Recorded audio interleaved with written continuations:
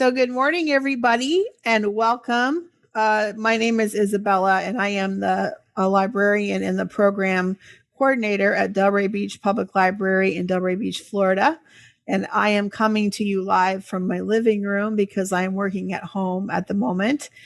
We are celebrating National Period Day. Today is the day of National Period Day.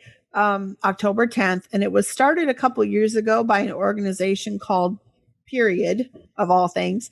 And the idea was to raise awareness of period poverty and menstrual injustice and in the world, but also, in the United States and in the whole world.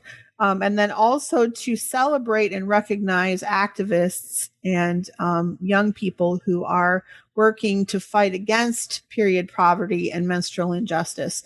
The idea is to, raise awareness of the fact that many menstruators in the United States and around the world don't have access to the products that they need in order to live their lives with dignity and to attend school, to go to work, and just to go about their lives. And so I'm thrilled to be a part of this program. This is our final program in a series of 4 where we have talked about menstruation of all things. And it's like, who does that? I think that we're a pretty progressive library. We're a small, one branch independent library in a beach town in Florida. But I consider us to be pretty progressive to be talking about this. And I don't anticipate that this will be the last time that I bring these programs to the public, because libraries exist in our communities as, the cornerstone of democracy. We like to say that we're the extension of the community's living room, but we want to, let people know that we are the one place that is open to anyone. You can come and find information about anything. We'll welcome you and talk to you about any subject. And that's exactly what we're proving here today. So thank you all for being here. I'm super excited to introduce our speaker and our program presenter today. Let me share with you a little bit of information about her. Let's see. So Neha Singh is a Mumbai-based children's author, theater practitioner, and activist. Neha has written 8 books for children and young adults, including her 2 most recent ones, On the Metro in 2020, this year, for Pratham Books, and Is It the Same for You, that came out in 2019 for Seagull Books India. Neha has contributed stories to the Hindu Young World Anthology in 2019 and Thank God It's Catterday, a Westland publication, 2020. She also writes poems, fiction, and nonfiction in Hindi for children and young adults that are featured regularly in children's magazines. Her poems and stories for children have been turned into posters, bookmarks, and poetry cards for children. Neha's books have been nominated for several Indian and international awards like Jarul Book Awards, Neve Literary Awards, Comic-Con India Awards, Pika Book Awards, and her book, I Need to Pee, won a commendation at the South Asia Book Awards 2019 right here in the USA. She travels across India to visit various literary festivals to talk about her books. Neha is also a theater practitioner and acts, writes, directs, and produces plays. She has her own theater company called Rahi Theater and has produced 2 plays. Dori Zindagi, I'm an American, sorry, and Jalkari, that have toured across the country and have had 75 shows. Neha runs a women's rights campaign called Why Loiter that aims at reclaiming public spaces for women by loitering in them. She was chosen as one of 100 most influential women in the world in 2016 by BBC for her work. She blogs about the campaign at whyloiter.blogspot.com. And it is my pleasure to turn the floor over to Miss Neha Singh. Thank you. Thank you. Thank you so much. The last time that we were speaking with each other and we were sharing notes on how it is for women and girls who are menstruating in India and in the US. And we had so many things in common, and the taboos and the stigmas and the secrecy and, you know, the non openness about it. And I was actually a little bit surprised because I thought that it was only in developing countries that it was such a big problem. And I realized that it's pretty much the same in a country like the US, which is like so aspirational for a lot of Indians. And a lot of Indians feel that, once you go to the US, there's no patriarchy and there's no sexism and everybody's equal and all of that. I mean, a lot better than India. We all feel that it's safer for women, etc., etc., etc. But I guess this issue, it's so similar in every country that the women that I talk to. So it's great that we are talking about this today. And I just like to share some of the things that happen in India around menstruation. So firstly, nobody talks about it. Not men, not women, not sisters or brothers, forget it, cousins, friends, no one. So my own personal experience is that I remember I was in grade 7 and one of my really good friends, she told me that, her aunt told her that basically you bleed every month and that's what period is. And we all totally did not believe her. And that's just not possible. if that happens, we'll all die. And that's just so bizarre. How is that even possible? And this is in a house where I have an older sister who's 4.5 years older than me and my mother. And I'm in grade 6 and I have never ever seen a sanitary napkin. I have never heard them talk about it. I have never, they have never talked to me about it. So it's all coming in like as a very big shock, actually, not even a surprise. And then a few months later in our classroom, a girl got her period and she was like crying and she was panicking because she thought she had blood cancer. Oh no. Yeah, because like me, nobody had also told her. So she was crying and she's like, I've got blood cancer. There's blood coming out. It can be cancer only if there's no other, reason it can happen. And then all of us thought that she has blood cancer and she's going to die. And we went to the teacher and then the teacher was like, and the teacher also like really, said, oh, don't talk about it so loudly. And, the boys will hear and it's not blood cancer. Wait, let me tell her. And then she took that girl to one separate room and, whatever, fixed her. But then she also told her to not tell us what had happened. So when she came out of that room, wearing like some other dress, not the school uniform. And so we have school uniform in India. And then we were like, so what did the teachers say? What happened to you? She's like, don't worry, it's not blood cancer, but I cannot tell you what it is. So, and then when I was in 8th grade, we had a sex education class for the first time ever, because it was a very liberal school. So we were all very excited. Oh wow, we're going to have sex education class. So basically, when that class happened, all the boys were asked to go out and play volleyball, and the class was only for the girls. And the class was basically about periods only, not about sex education. And And it was conducted by our science teacher, who we all hated because, I mean, anything she said never made any sense to us. And she gave us such a scientific, difficult to understand a kind of session that we were even more confused by the time we came out of that class.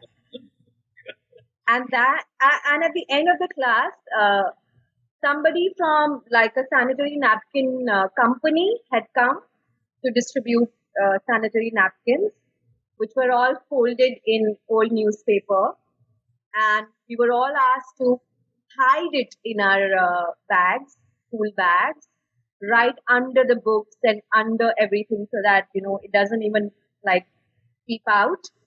And and then we were strictly told that you do not have to tell the boys about anything that you heard in this class. And so we were like, well, that's easy because we didn't understand anything in the first place. So then after the class, and when the teacher had checked everybody's school bag, that all the sanitary napkins were way inside and couldn't come out at all, then all the boys were asked to come into the class after that. And the boys were like so curious, like what happened in the class? What happened? What did she tell you? And this and that. And we were like, we can't tell you. She's told us not to tell you anything. So boys were like, this is not fair. This is not fair. Why were we not told anything? So the two of us, me and another friend of mine, girls, we told the boys what had happened in the class. And then the other girls were like, why did you tell them? We were not supposed to tell them. And then we were like the outcasts because we told the boys. And we were the bad girls. Oh no. So then, like, none of the girls of the class were talking to us for like a week. But then we became like really good friends with the boys because the boys were like, okay, this would be girls who told us about it. And they were like, that was it? Like, that's what they told you in the class? It didn't make any sense. And why were we not called?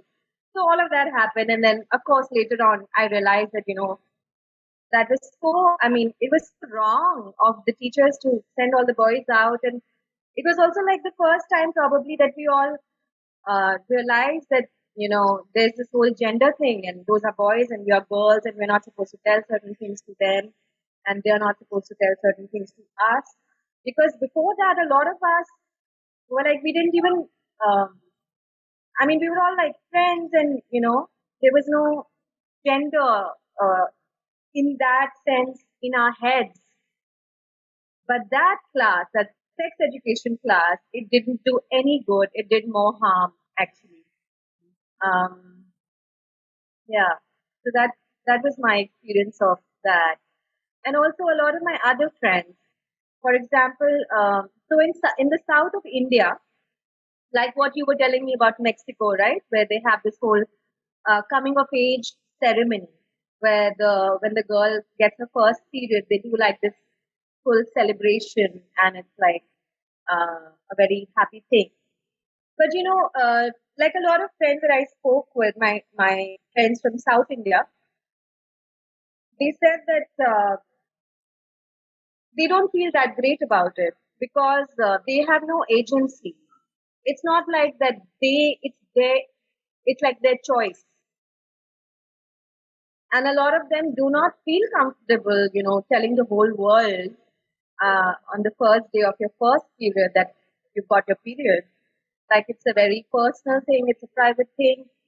You are cramping, you are in a bad mood, and all you want to do is like lie in your bed and not talk to anybody.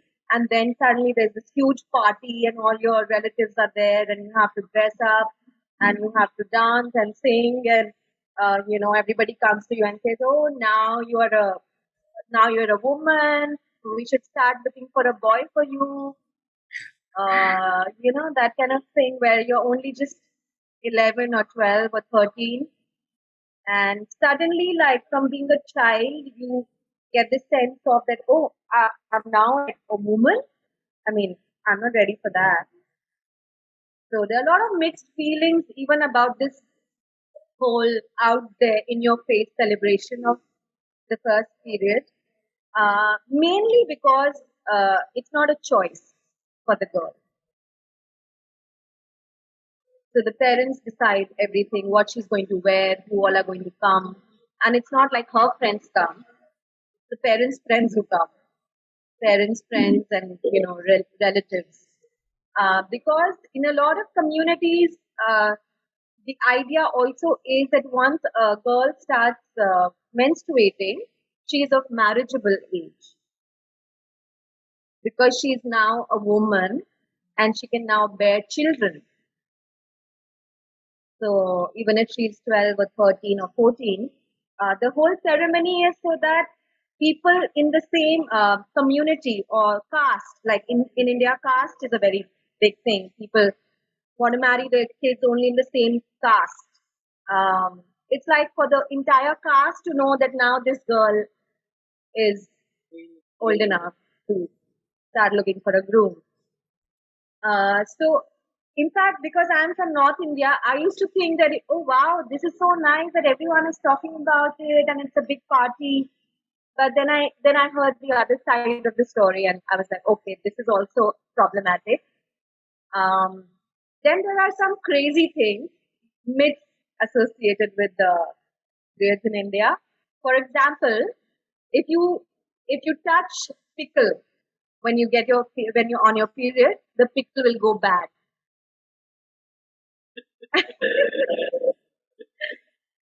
And if you cook food while you're on your period, the the food is not pure. Basically, there's a lot of purity attached to periods. I mean, basically, that women are impure when they're on their period, so they can't do anything that requires them to be pure.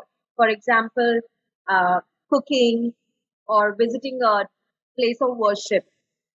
Um, so a lot of girls and women do the self-censoring where they themselves will not go to a temple when they are menstruating because they are impure.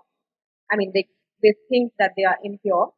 And in a lot of temples, they actually have people at the gate to ask you if you're on your period. And if you say yes, they will not allow you inside. And there is one temple in the south of India where women of uh, menstrual age like from 10 to 50 are not allowed in the temple ever, just to be sure that a menstruating woman is not entering.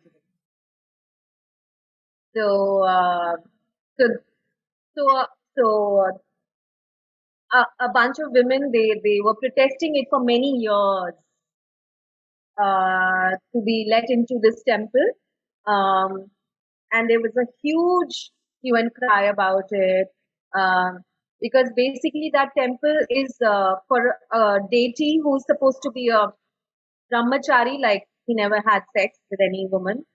So it's like you will break his purity if you enter the temple when you are in that reproductive age. Uh, but then finally, the women won at the Supreme Court. The Supreme passed an order saying that women can go into that temple. But the social stigma and taboo was so much that they were physically stopped by the devotees of that god. So there was full police protection, but still the women could not enter because there were hundreds and hundreds of men who were barricading the entrance to the temple.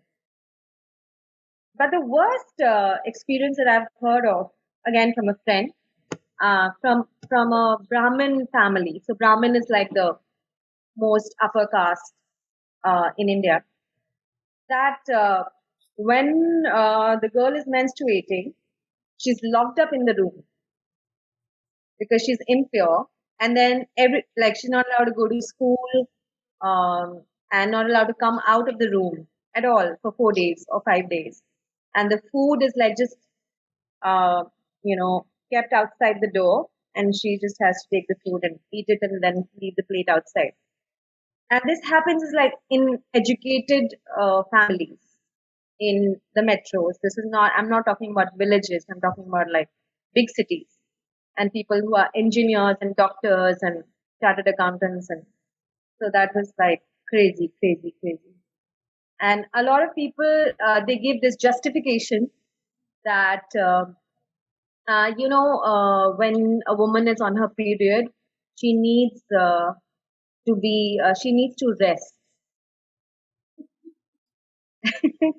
So that's why we lock her up in the room so she can rest. So, but yeah, or like even about cooking food, like, oh, but women cook the entire year, so isn't it great that you don't have to cook for those 4 days? That kind of thing. And I'm like, so a lot of us are like, but it should be the woman's choice. I mean, it's all about choice. If she doesn't want to cook ever, that's her choice. And if she wants to cook only on those 4 days, that's her choice. And if she doesn't want to cook on those 4 days, that should be her choice. If she wants to be locked in her room and rest for 4 days, that should be her choice. And if she wants to like run the marathon on those 4 days, it should be her choice. Right. Which is something that men never get because men want to decide everything for women. But they're like, we're doing it for your own good. It's the best for you. Let us decide. And I'm like, no, you've decided for so many years. Now we will decide. So anyway, so that's how this book came about. But before I talk about my book, I also want to talk about some of the other things that I do, like Why Loiter is a movement. Should I talk about Why Loiter a little bit for like 5 minutes? Yeah, sure. Yeah. So Why Loiter is this movement where we just bunch of women, girls, we just go out into public spaces that are considered unsafe for women, and we loiter there like men to make them safer.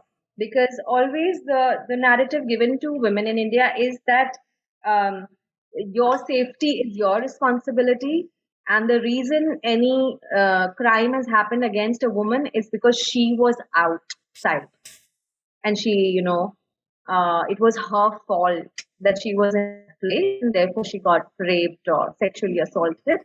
If she would have stayed indoors, it wouldn't have happened.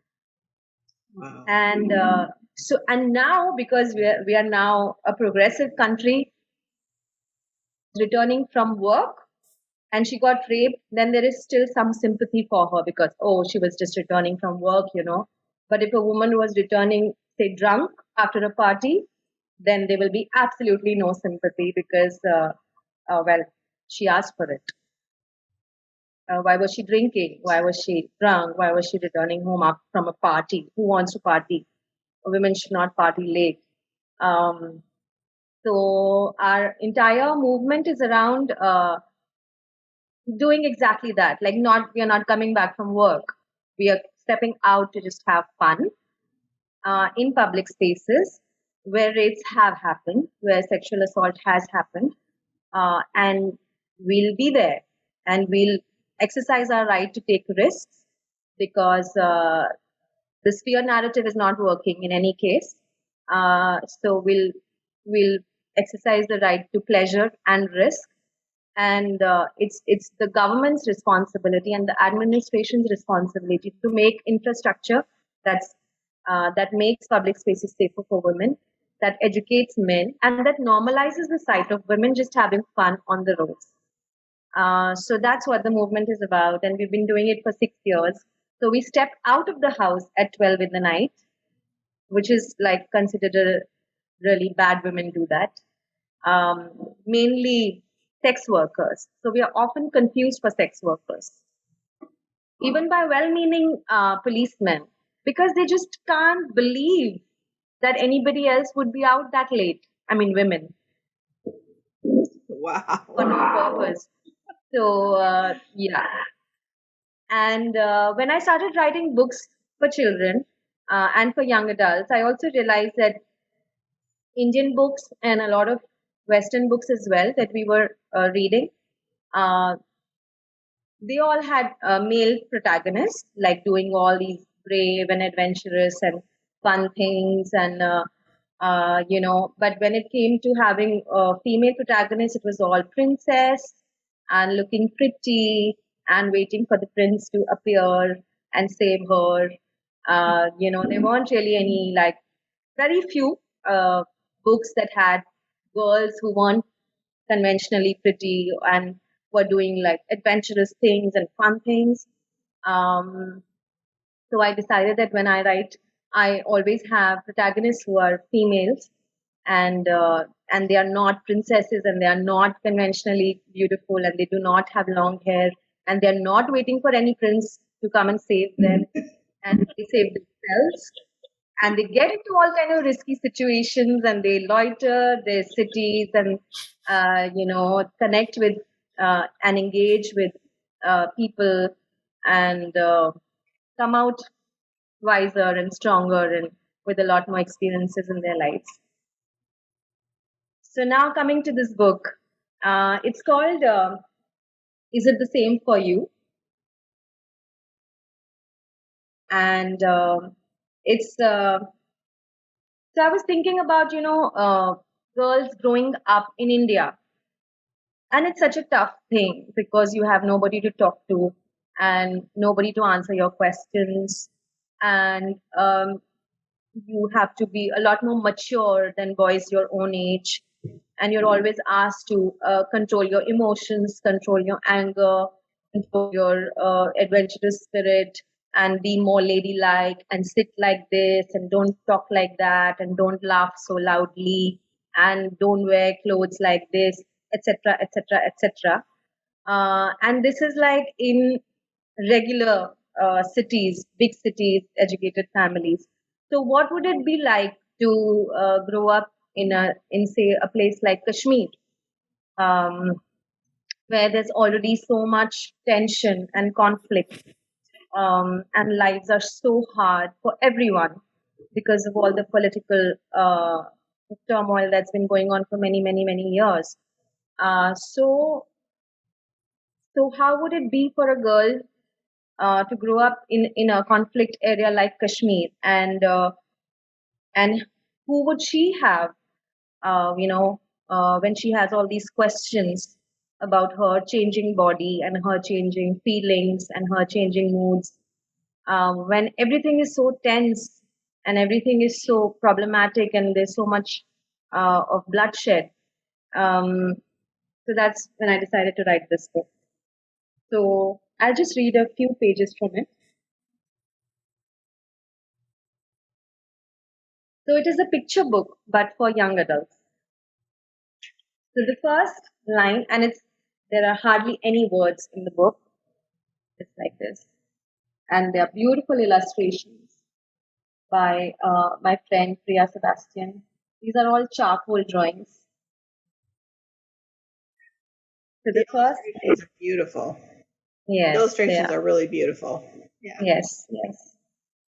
So the first page says, "The day they found my brother with a blood stain, I found one on my kurta too, but no one noticed mine."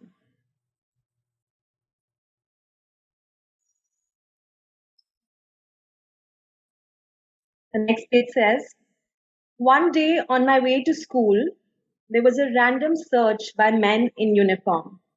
This is usual for us, but the man in uniform put his hands on my chest and then kept them there longer than usual. I wanted to scream, but the queue was long and I was late for school, so I quietly left." And this is the illustration. Mm-hmm.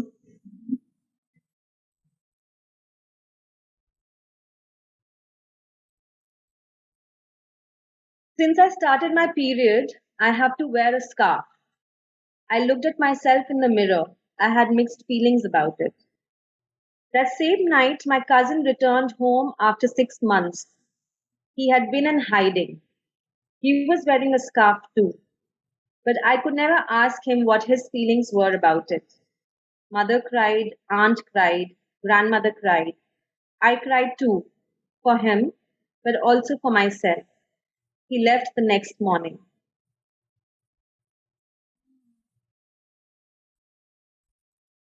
Mhm.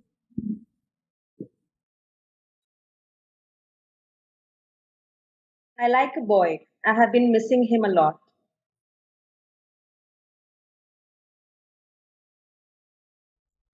Hmm. When it's exploding outside, mother and I sing songs of hope and youth even louder to drown out the noise. Wow.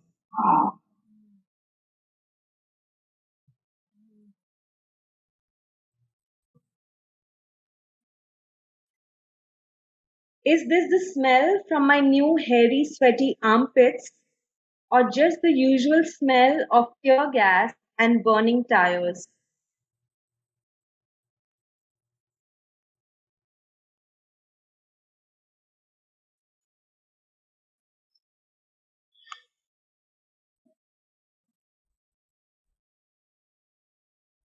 I look at the smooth legs of the models in the magazines. Then I look at mine, filled with scars. I imagine being a model with scar filled legs. I imagine telling people the story behind these scars.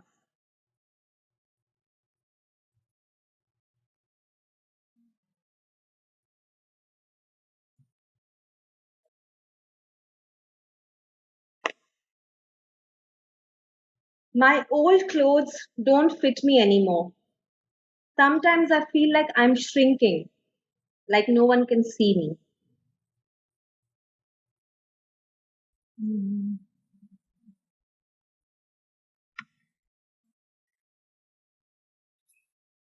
Sometimes at night, I touch my new growing body. It's full of surprises, happy ones, scary ones. Just like some days in my town are full of surprises, happy ones, scary ones.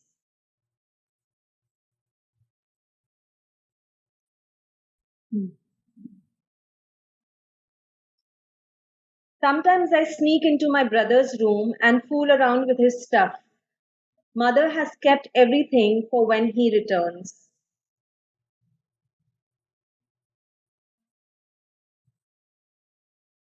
Hmm.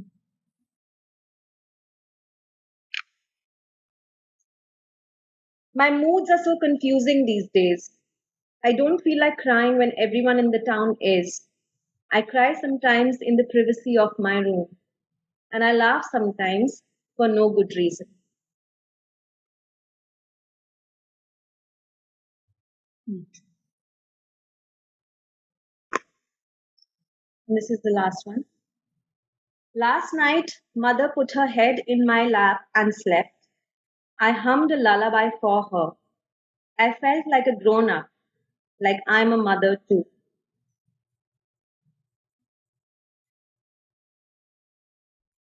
Beautiful. Wow, Yeah, Just powerful, beautiful. powerful book. thank Thank you. you. That's beautiful. Yeah. And in fact, I was very apprehensive about writing this. And I think that's why it's also so minimalistic in terms of the text, because I am not from Kashmir. And, I always feel like maybe it's not my story to tell because I'm not from there. But my mentors really pushed me to write this. Um, so they also said that, well, these experiences are so universal. It's not just about Kashmir. It could be anywhere. And just talk about your own story and just place it anywhere. Hmm. And I think that's also how the title came to me. Is it the same for you? Because it's like every girl asking every girl in the world, like, is it the same for you? Hmm. And probably it is in a lot of ways. I mean, we are more similar than we are different. I think. That's for sure. Yeah. Yeah. like the conversation we had the other day, you know, Right. that I was asking you, is it the same for you? And you were like, yeah, more or Yeah. less. It sure is. Yes. What kind of reception in your country has that book had once it was printed? Like, you know. So I managed to do a few workshops with the book before the lockdown happened. Um, Unfortunately, most teenagers are fed with a lot of news about Kashmir, and most of it not most of it is very biased against Kashmiri people. Like they don't want to be part of India. They are resisting the government. They want a separate country. You know, they're all terrorists. That kind of narrative is very strong against Kashmiris and the rest of India. And that is what I got from a lot of the children. First is just to be like, oh, can we do some other book? This is too serious, and you know, it's not fun. And so I asked them like, okay, do you want Kashmir to be a part of India, or do you want Kashmir to become a separate country? They're like, no, Kashmir is a part of India. Kashmir has always been a part of India. And I'm like, and you don't even want to talk about it like for half an hour. Then why do you want it in your country? And they so I asked them like, have your parents spoken to you about Kashmir? No. Have your teachers spoken to you about Kashmir? No. Have your friends or any elder spoken to you about Kashmir? No. But all they know is that Kashmiris are terrorists and they don't want to be a part of India, and the Indian government is doing all it can to make it remain a part of India. So when we start reading this book, I mean, the boys, of course, they get uncomfortable for a lot of reasons, including that I'm portraying Kashmiris in a light where they are humans like everybody else, which is hard for them to accept. Um, and then it really opens a can of worms, where I've even heard children say to me that their their fathers have said that, well, they're going to turn terrorists at 25, so might as well get rid of them when they are 12. Yikes. Yeah. That's that's pretty radical. Yes.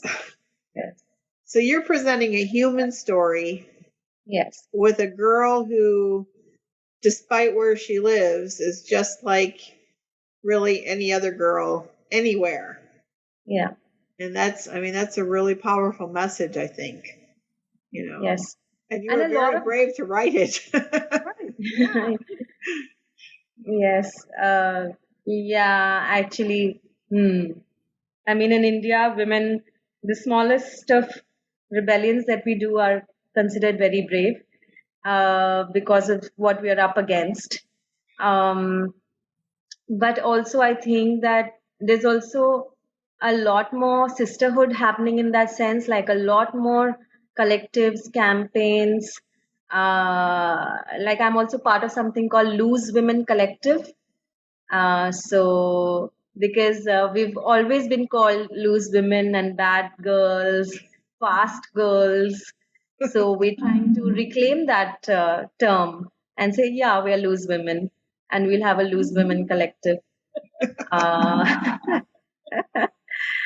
and we've had a lot of what do you call it, slut walks, where again reclaiming that term. And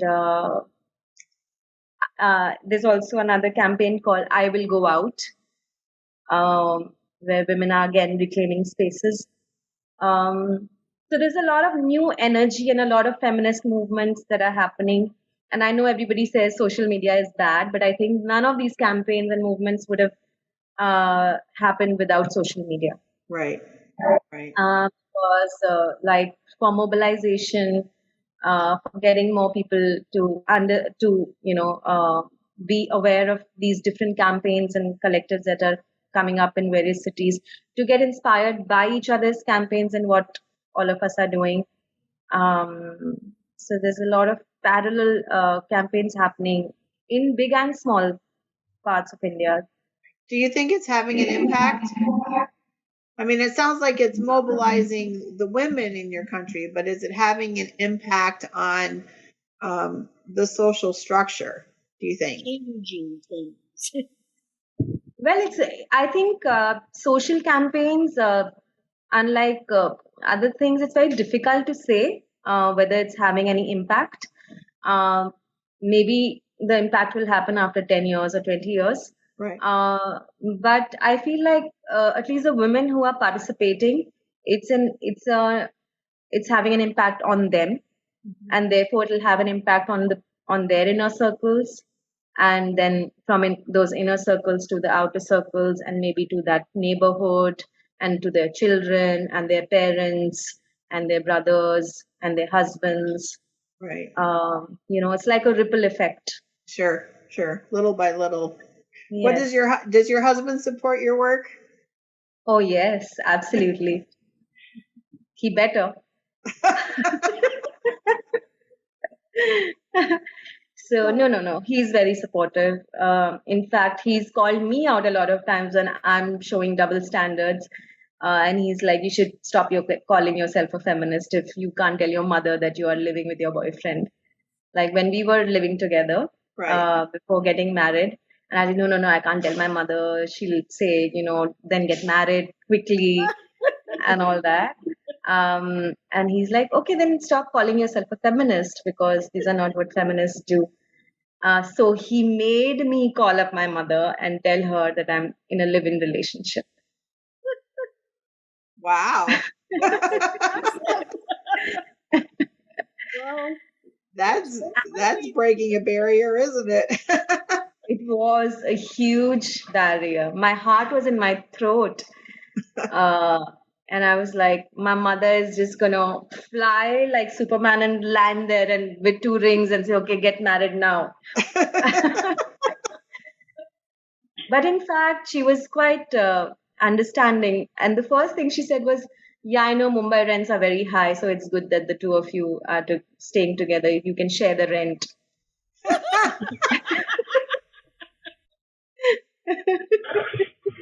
Oh, that's funny. So it was financially acceptable. That's really funny. Yes. Sharon and Hannah, do you guys have any questions or comments, feedback?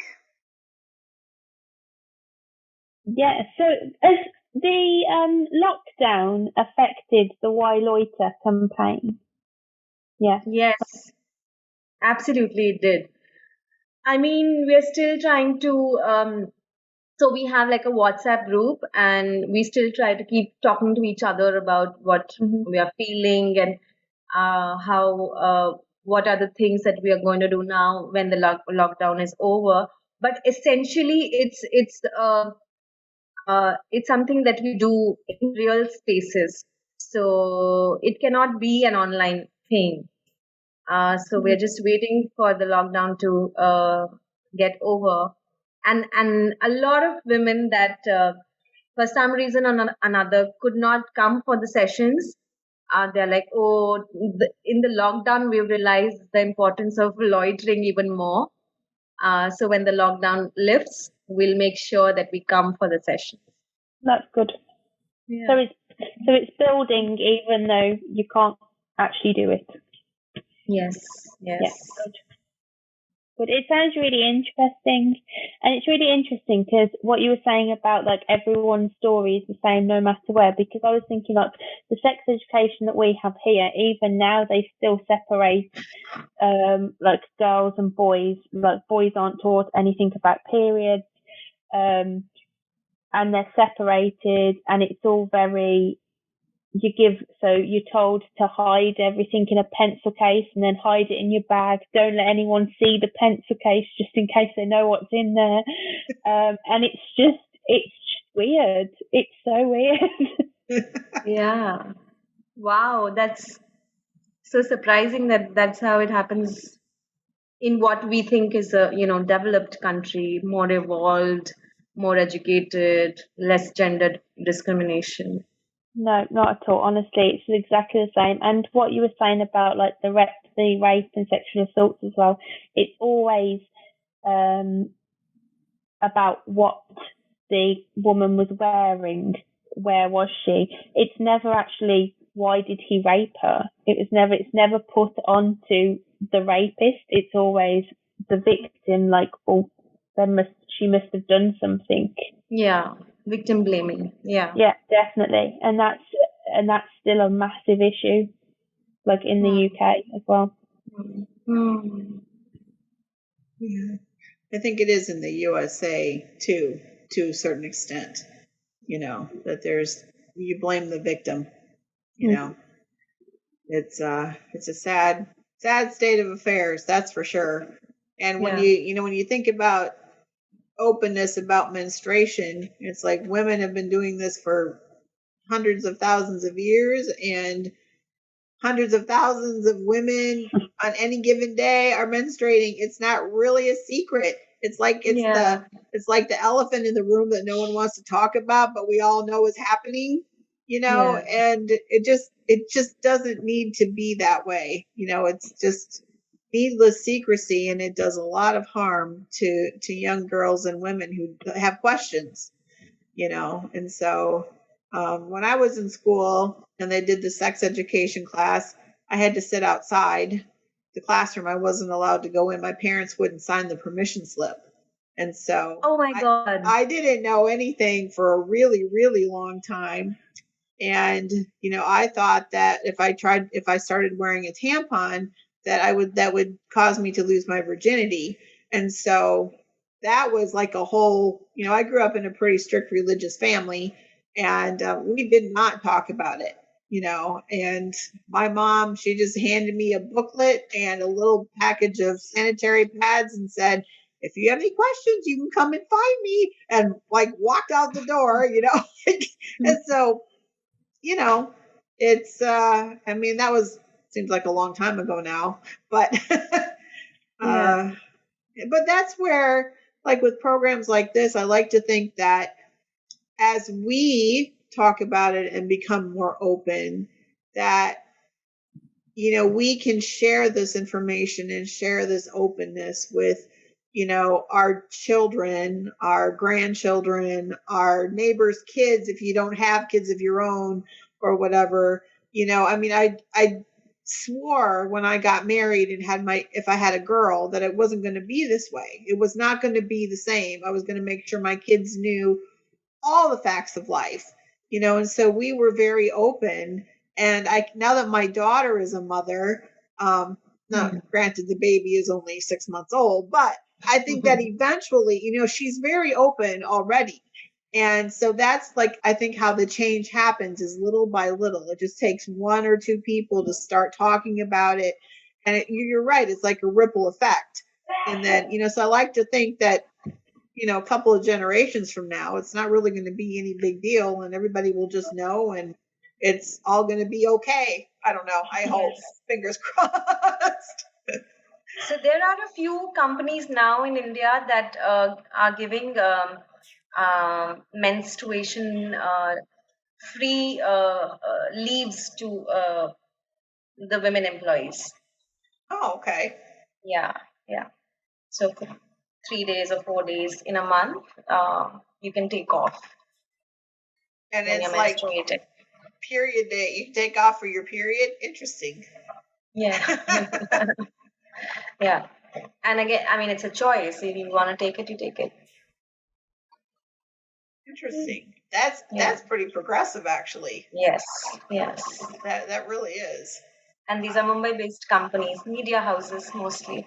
Right. Well, that makes sense. Yeah. Do you guys have any other questions for her or any comments to make? No, this is really good. Thank you. It's really interesting. Thank you. Thanks for joining us all the way from Birmingham, UK, Great Britain, right? What about you, Sharon? Anything? Great. I really enjoyed it. I learned many things, and I appreciated her sharing with us Thank you. Great. Neha, good luck with all of your future endeavors, and I hope that we can stay in touch. I'm following you on Facebook now. Oh, you are. Okay. Yeah. So I love, seeing what you're up to next. In fact, do you can plan to write any more books around this subject? Yes, so I have been approached by Penguin India to write a story for young adults around the subjects of sex. Oh. Yes. Okay, wow. Good luck with that.